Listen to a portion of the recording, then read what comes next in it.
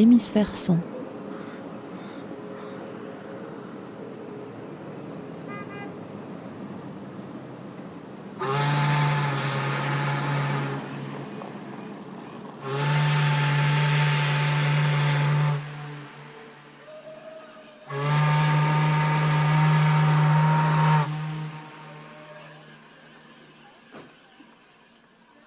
C'est quoi la musique de Sacha Blondeau?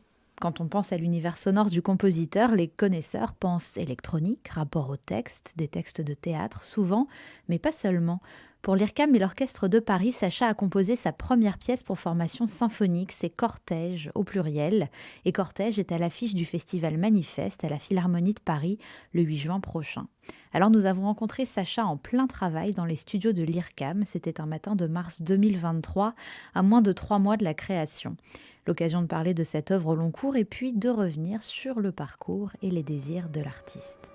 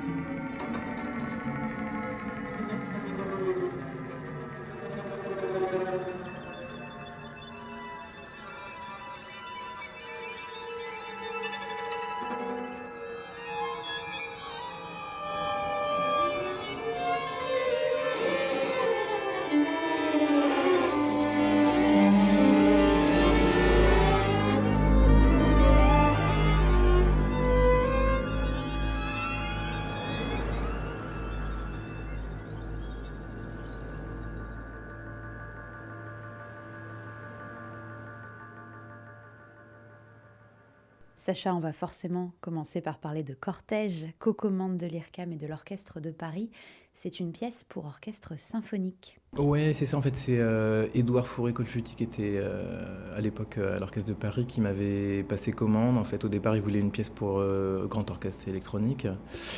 Et il se trouve que moi j'avais rencontré François Chéniaud dans un petit festival qui s'appelle Ice en Bretagne. Avant, qui jouait un spectacle autour de Bingen, Hildegard von Bingen. Et j'avais été un peu fasciné. Puis il avait fait aussi le boléro à la Philhar. Et suite à ça, en fait, je lui ai demandé si par hasard il serait partant pour une collaboration sur ce projet-là. Et bon, il était partant. Et puis j'ai demandé à l'Orchestre de Paris qui aussi était très, très preneur. Donc voilà, c'est parti comme ça en fait. Et donc sur une forme quand même assez hybride, puisque en fait François est danseur, mais il chante aussi, mais évidemment il n'a pas une formation classique de chanteur, donc il a chanté essentiellement en fait de la musique baroque, musique ancienne. Donc là vraiment ça le mettait un peu hors de son endroit habituel. Et en fait, vu qu'il y avait de la voix, en fait, se posait la question du texte. Et en fait, j'ai souhaité travailler avec Hélène Giannichini, avec qui j'étais en fait à la Villa Médicis.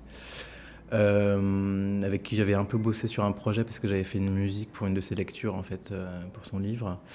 Et donc voilà, on lui a demandé. Et puis en fait, Hélène était là d'ailleurs parce qu'on avait fait cette lecture de son livre dans le même festival. Donc voilà, c'était un peu la réunion de personnes qui étaient devenues un peu amies sous plein d'aspects différents. Et voilà, c'est parti comme ça. Et qu'est-ce que tu peux nous dire de ce texte? Alors en fait, le texte Cortège raconte, on va dire, l'histoire d'une personne qui sort de chez elle en fait et qui rejoint en fait une sorte de cortège qui se forme. On ne sait pas tellement de quoi il s'agit. On voulait aussi jouer sur les différents sens qu'ont le cortège. Ça peut être aussi un cortège funéraire, un cortège politique et autres.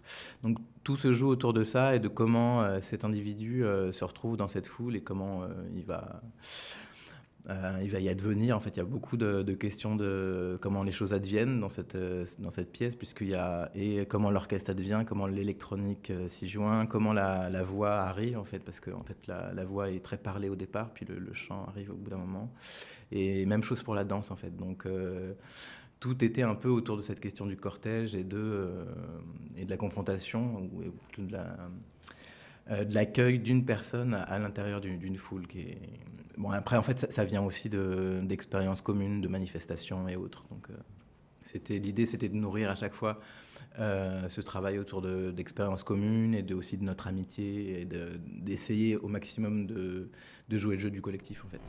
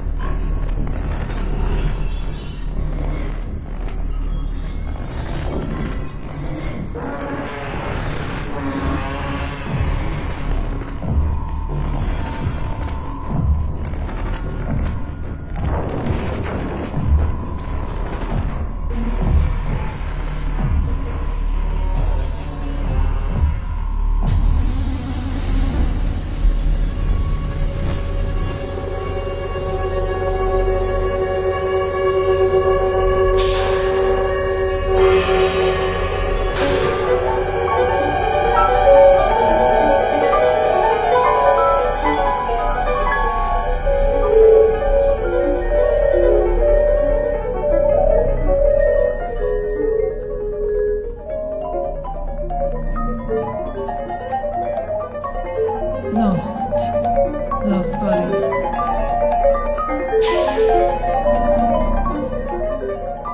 Each searching.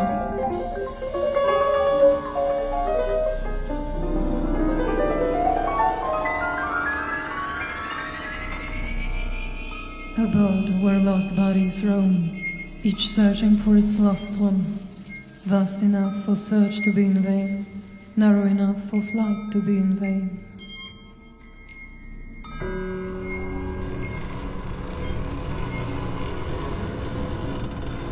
Then all go dead still.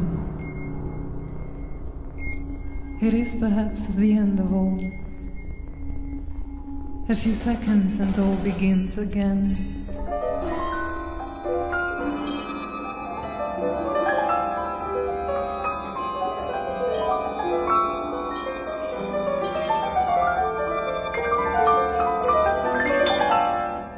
Firstly, those perpetually in motion. Secondly, those who sometimes pause. Thirdly, those who, short of being driven off, never stir from the coin they have won, and when driven off, pounce on the first free one that offers and freeze again. Fourthly, those who do not search or non-searchers, sitting for the most part against the wall, in the attitude which runs from Dante one of his rare one's smiles.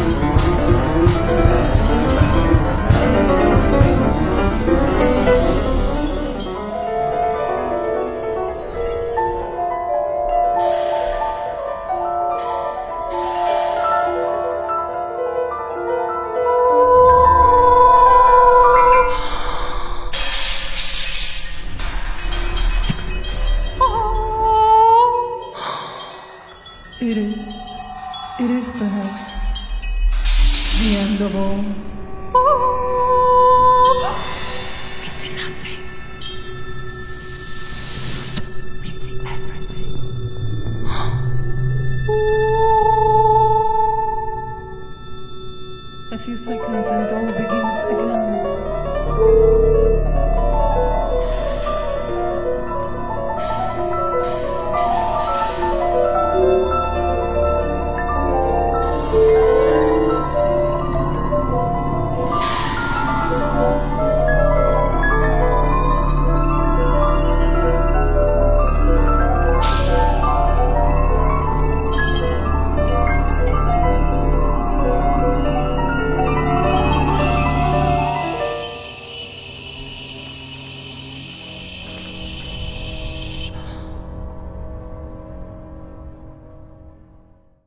Et j'en profite pour digresser un petit peu. Tu portes une attention particulière, toi, au texte. Tu as pratiqué le collage de textes, notamment. Tu as des préférences littéraires importantes? Oui, alors en fait, disons que j'ai un attachement au texte qui est dû plus à un travail préparatoire en fait de composition. Moi, souvent en fait, quand je compose, il y a des textes, il y a un ensemble de textes autour qui sont forcément présents en arrière-fond, mais en fait, dont personne ne connaît la provenance et l'existence. Après, il y a certaines pièces avec lesquelles j'ai fait en effet des petits collages. À partir d'un ensemble de textes. Alors oui, il y a des figures un peu qui reviennent. Il y avait eu, là dans le dernier, il y avait Foucault, Beckett, Donna Haraway. Le dernier, tu parles de Zé. They, c'était une création pour le festival de Donaueschingen qui a été créé en 2022 donc, et dans lequel voilà, c'était l'idée de mettre ensemble des textes qui pour moi entraient en résonance, disons. Donc pour Cortège, il a tout de suite été question de travailler avec un orchestre symphonique à partir d'un texte original et d'y associer de la danse. Tu parlais de François Chéniaud. Oui, tout à fait. Enfin, de la danse et en même temps, la danse. Enfin, tout est un peu hybride là-dedans parce que François, il est danseur et chorégraphe, mais donc le fait qu'il chante fait, je trouve qu'il a un rapport particulier à la voix, forcément. Il a, je trouve, du coup, une voix extrêmement incarnée, puisqu'évidemment, son travail premier, c'est le corps. Et c'est moi ce qui m'a fasciné au départ, c'est que quand je l'ai vu, il y avait, je trouve, une qualité de présence qui était assez impressionnante. Et c'est ce qui m'intéressait. Et puis, par ailleurs aussi, je voulais sortir de la voix un peu classique et lyrique qu'on a beaucoup en musique contemporaine et d'essayer de trouver autre chose, en fait. Et poser la question de qu'est-ce qu'on peut faire aujourd'hui avec une voix, et notamment une voix qui n'est pas une voix qui a été éduquée à la voix lyrique, disons.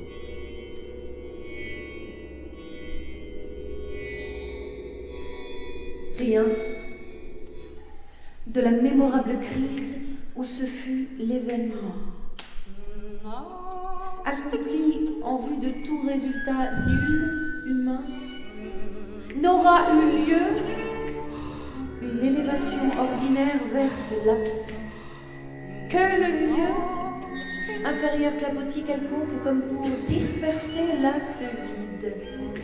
Abruptement qui, sinon, par son mensonge, eût fondé la perdition.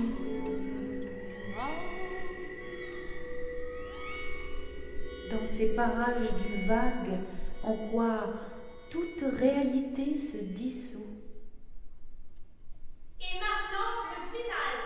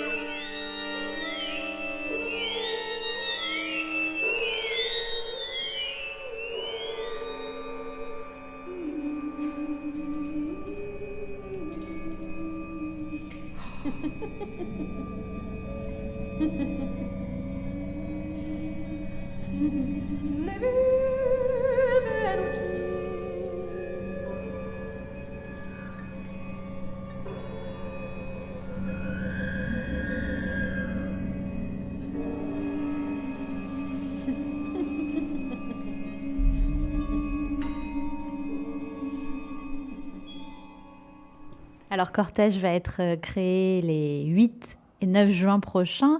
Actuellement, là, quand nous discutons tous les deux, on est fin mars. Tu travailles beaucoup à l'IRCAM, où nous enregistrons cet entretien. Tu travailles actuellement à l'électronique, la partie électronique de cette pièce. Est-ce que tu peux nous en dire un mot ?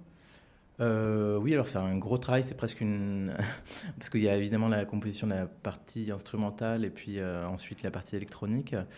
En fait, étant donné qu'on a un orchestre symphonique, là, la partie électronique impose d'être assez fin d'un point de vue de l'écriture, puisque l'orchestre prend beaucoup de place au niveau du spectre, par exemple. Donc on a beaucoup d'effets de masquage et tout ça. Donc on a eu la chance en fait de pouvoir enregistrer une simulation de l'orchestre en fait. Donc toute la partie orchestrale a déjà été enregistrée pour d'une part qu'on puisse travailler avec François ensuite, puisqu'on a évidemment très peu de répétitions avec l'orchestre en vrai dans la salle, mais aussi pour la partie électronique, c'est assez chouette du coup, puisque je peux vraiment tisser la partie électronique tout autour de la partition orchestrale, et donc d'écrire les choses de façon très fine en fait. Alors moi j'ai une pratique de la musique mixte un peu particulière, puisque je fais pas de traitement sur les instruments en eux-mêmes en fait. C'est quasiment que de la synthèse ou alors des échantillons qui sont mis comme ça en parallèle, mais qui font que parfois, à cause de justement cette écriture en parallèle, en fait, fait on peut avoir l'impression que l'instrument est traité, mais ne l'est pas. C'est juste la juxtaposition en fait d'une partie électronique et des instruments en fait. Donc du coup là, il y a un très très gros travail pour l'électronique, parce que évidemment il faut jauger la place que ça va prendre, les possibles masquages avec l'orchestre, et puis voilà, créer un espace qui soit cohérent avec tout ça. Bon, sachant que l'orchestre en fait est en partie spatialisé dans la salle, donc en fait l'idée c'était d'avoir une formation, enfin de pas écrire pour orchestre et électronique, mais d'avoir comme une écriture qui soit pour une forme singulière, qui est un orchestre avec électronique, qui change un peu l'écriture quand même. C'est ma première pièce pour grand orchestre en fait, donc il y a eu beaucoup d'angoisse. Évidemment, ça offre une palette assez grande en termes de timbre et d'écriture d'orchestre. Il y a aussi quand même la difficulté de travailler avec une masse gigantesque, donc qui dit masse dit quand même inertie. Mais c'était intéressant, il se trouve qu'en fait tout faisait un peu écho aussi à la question du cortège, puisqu'on travaille avec une foule, une masse, et donc en fait il y avait énormément de choses qui permettaient de faire écho au texte, ce qui était intéressant là, et aussi bon là cette idée de spatialiser en fait les instruments, c'est aussi de pouvoir jouer sur une écriture qui diffère un peu de celle pour orchestre symphonique habituel, puisque là les hiérarchies sont pas tellement respectées, il y a plein de groupes même sur scène en fait qui sont différents, donc je pense que j'ai une écriture là qui est pas tellement celle d'un orchestre classique. Donc évidemment il y a de l'écriture par masse, mais il y a aussi de l'écriture par groupe, il y a pas des solistes en fait, mais il y a aussi des éléments séparés, et donc ça permet une volubilité entre guillemets de l'écriture bien plus grande. Donc là pour le coup ça permet aussi d'avoir une sorte d'espace qui du coup n'est pas que investi par l'électronique en fait, et de pouvoir travailler sur par exemple des changements de plan. Je pense qu'il y a des effets un peu cinématographiques en fait de différenciation des points de vue en fait selon le type d'orchestration et tout ça. Donc pour moi ça a un aspect finalement assez théâtral.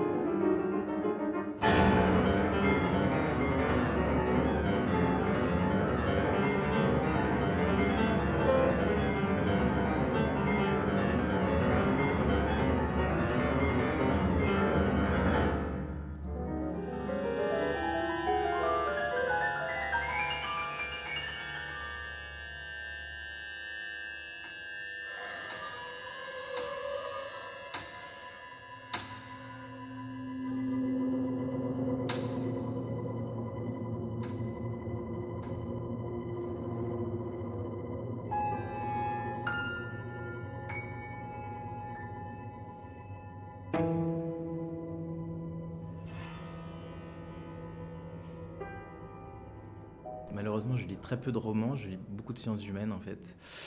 Donc, moi, c'est ce qui a toujours un peu amené, concouru à créer la possibilité d'une écriture et d'une imagination. Et donc, oui, souvent, il y a des livres qui, comme ça, sont une sorte de périphérie du travail et de mon espace de travail, et qui sont là. Et Donc ils sont beaucoup présents au début et puis parfois un peu moins à la fin, mais en fait c'est aussi des choses d'aller-retour. C'est aussi un moyen de relancer parfois l'imagination et parfois aussi sortir du travail de partition qui peut être qui est très prenant. On est seul pendant longtemps à écrire ça et donc ça fait de l'air un peu en fait, tout simplement, je pense. Moi en fait je pense que ce qui me motive le plus, ce qui m'intéresse le plus, disons, c'est plus la question de la forme et de l'organisation de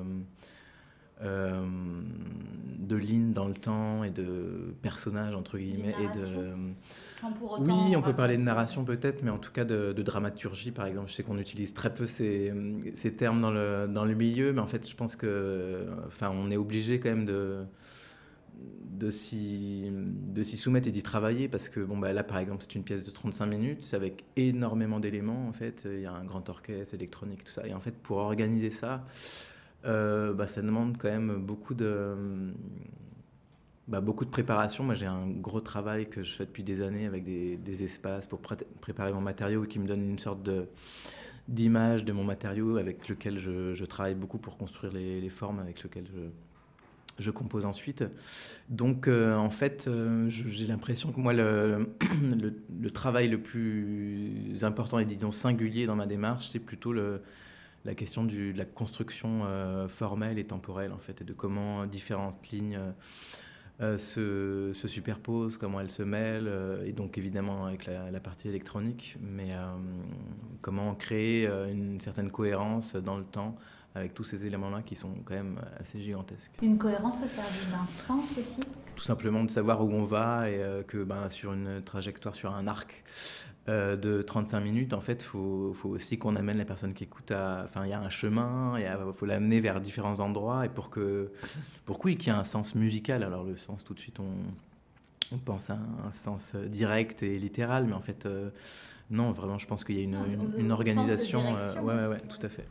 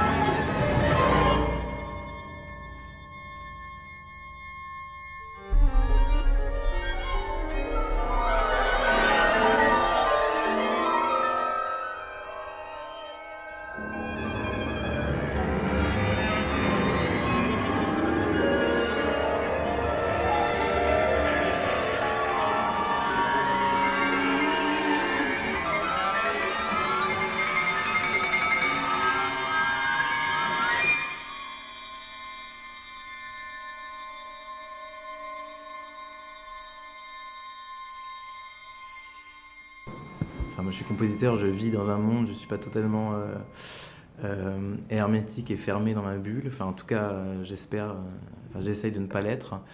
Et ce qui est parfois difficile, en fait. Bon, il se trouve que là, par exemple, sur Cortège, ça vient évidemment d'expériences communes, de manifestations. Et puis, voilà, moi, je sais que j'ai eu pendant longtemps, mais toujours un engagement politique dans les organisations d'extrême gauche, par exemple. Et donc, ça compte, évidemment. Après, c'est difficile parce que ça produit aussi parfois des sortes de dissociations cognitives fortes. Par exemple, en ce moment, on est quand même dans une période très mouvementée en termes de mouvements sociaux. Et il se trouve que là, en ce moment, je suis dans une période de travail très assidue. Et j'aimerais bien être, par exemple, plus présent dans les divers mouvements qu'il y a. Et puis, c'est pas forcément possible, en fait. Donc, en fait, moi, je sais que j'ai beaucoup de mal avec ça, à essayer de mêler les deux et de pas être dans des sortes de paradoxe total vis-à-vis de ma vie, et ce qui est difficile.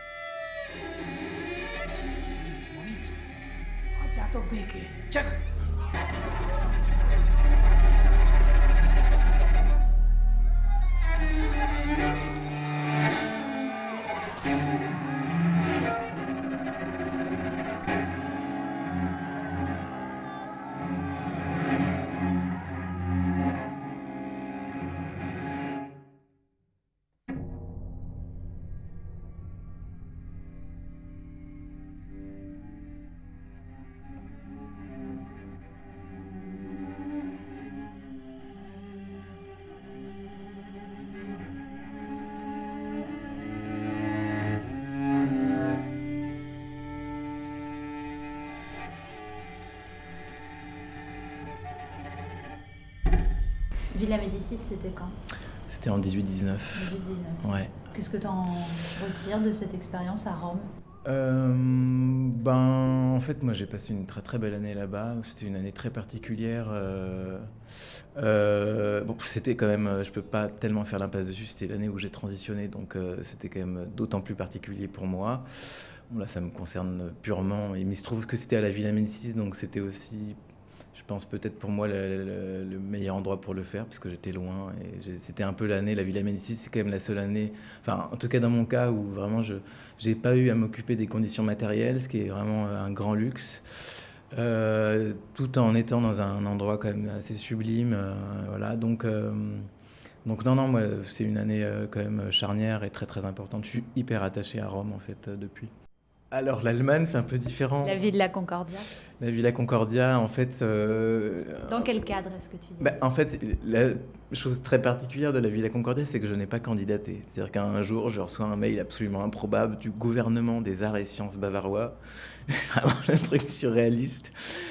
qui me propose d'être résident pendant 11 mois à la Villa Concordia, donc qui est en Bavière, à Bamberg, qui est une toute petite ville au nord de Nuremberg, donc vraiment perdu, quoi. Donc voilà, donc il se trouve que moi financièrement en fait ça me sauvait un peu la vie parce que en fait j'avais quand même j'avais refusé des engagements, des commandes en fait pour être totalement dans la grosse pièce pour l'Orchestre de Paris. Je voulais y consacrer mon temps et tout ça, ce qui est bien artistiquement, mais ce qui financièrement est quand même un peu du suicide, parce qu'on est quand même pas très très bien payé, il faut le dire. Et donc ça m'a un peu sauvé la vie cette résidence. Après, je dois dire que je suis pas un grand fanatique de la Bavière.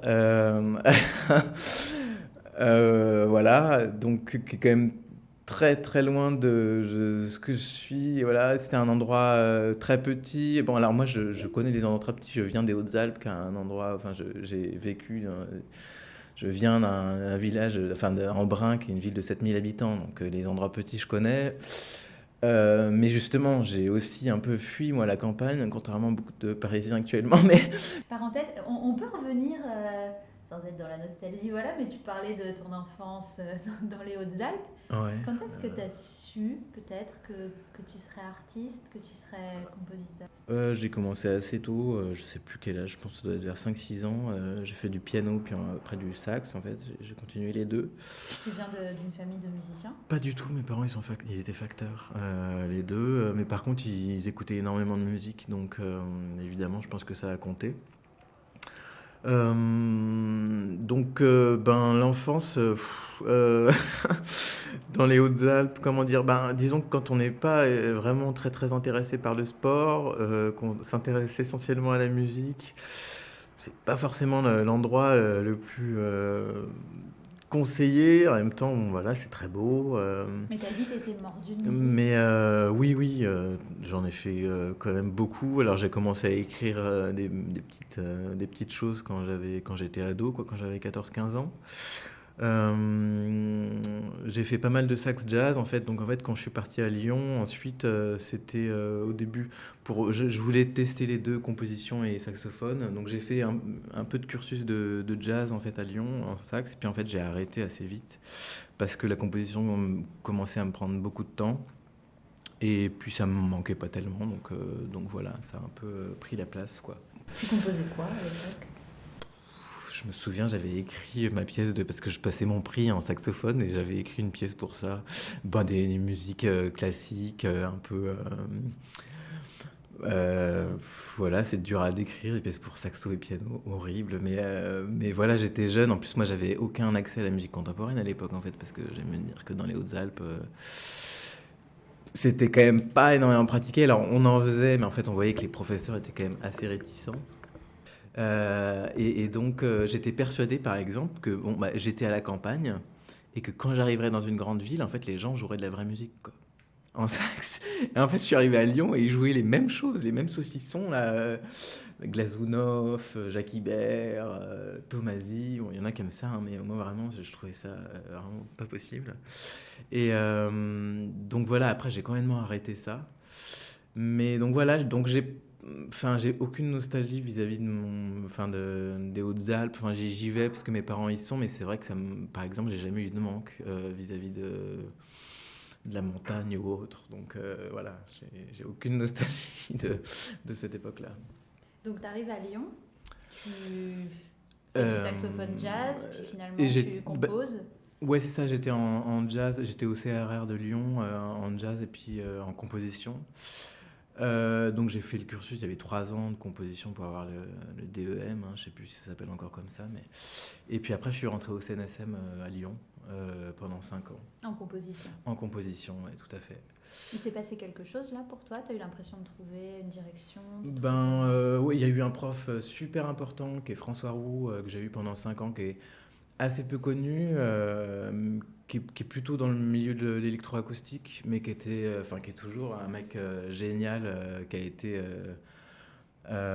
hyper. Enfin, ouais, je pense que j'en serais pas là s'il n'avait pas été là pour le coup.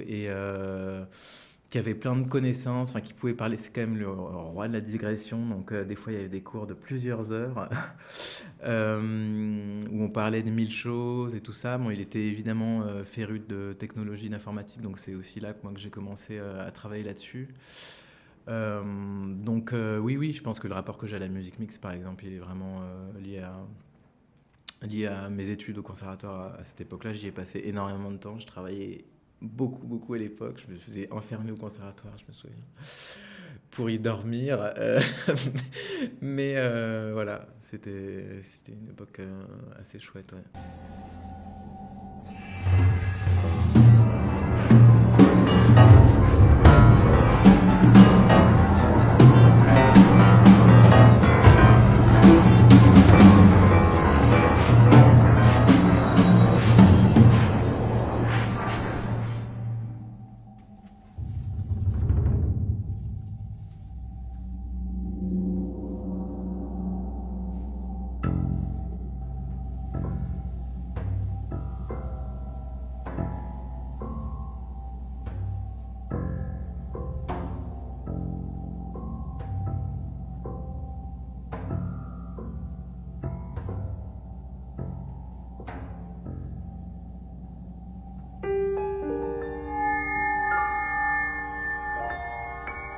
Choreografien sind Topo, der Rund,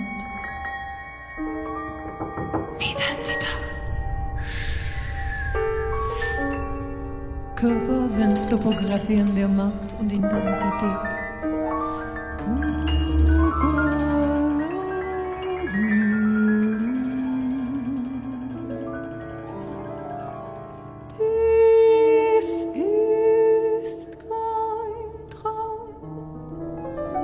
Monster haben von jeher die Grenzen eines gemeinsamen sozialen Lebens in den Vorstellungen des Westens bestimmt.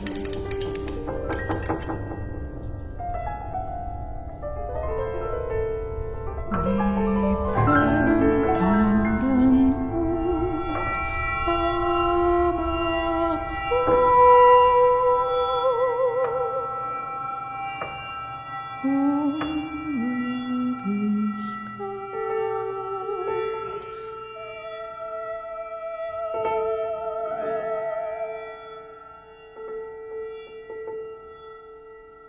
Choreografien sind Topo. Körper sind Topographien. Et pour finir, dis-nous par qui est-ce que tu as envie que ta musique soit entendue ? Bah, évidemment, idéalement, par n'importe qui. Mais tu sais que c'est pas le cas. Mais je sais que c'est pas le cas. Donc, il se trouve que moi, j'ai quand même des proches qui sont de milieux extrêmement différents, en fait, pour plein de raisons. Par ton engagement politique, notamment ? Notamment parce que maintenant je connais un peu plus le milieu de l'art, par exemple, contemporain et autres. Donc, par exemple, au dernier concert la semaine dernière, j'ai des amis qui sont venus qui sont pas du tout du milieu de la musique contemporaine. Donc ça bouge un peu, mais c'est un vrai problème, en fait, cette question du public et de ce côté hermétique, en fait, du milieu de la musique contemporaine, qui aussi, je pense, a peut-être un peu trop tendance à taper sur le public. Enfin, je me demande s'il y a eu beaucoup de remises en question, y compris théoriques et musicales et esthétiques, dans le milieu de la musique contemporaine ces 20 dernières années, par exemple.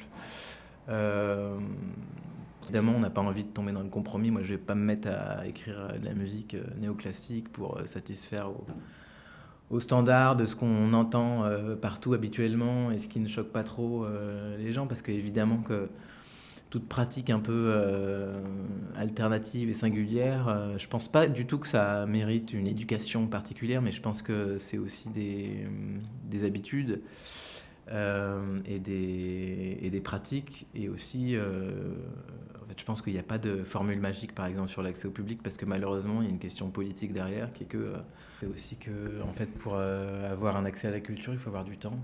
Tiens, on parle des retraites. Moi, je comprends complètement qu'après une journée de travail, on n'a pas envie d'écouter du Stockhausen, par exemple, en rentrant à la maison, en fait. Et moi, je le ferais pas non plus. Donc, en fait, tant qu'on ne posera pas cette question-là, on pourra toujours mettre des pansements là où on veut et dire que oui, on va faire venir tel public pour tel... Mais en fait, ça ne changera rien.